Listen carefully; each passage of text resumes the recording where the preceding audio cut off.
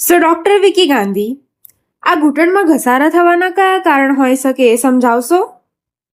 ઘૂંટણમાં ઘસારો થવાના બે કેટેગરીના કારણ હોય છે. એક તો કેમિકલ ઇન્સર્ટ અને એક ટ્રોમેટિક કાં તો અલાઇનમેન્ટ ઇન્સર્ટ.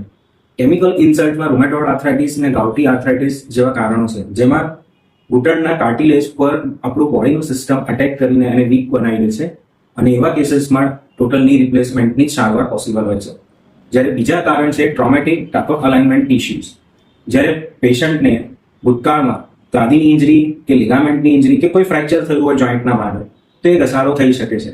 જેનું પ્રોપર ટ્રીટમેન્ટ પ્રોપર ટાઈમે કરવામાં આવે તો એ પેશન્ટનો ઘૂંટણનો ઘસારો અટકી શકે છે અને પેશન્ટની રિપ્લેસમેન્ટમાંથી બચી પણ શકે છે.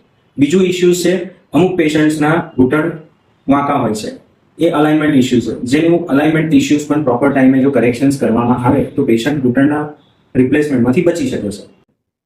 તમને ઘૂંટણનો ઘસારો થયો હોય અને દુખાવો થતો હોય તો નીચે આપેલા નંબર પર તમે કોન્ટેક્ટ કરી શકો છો.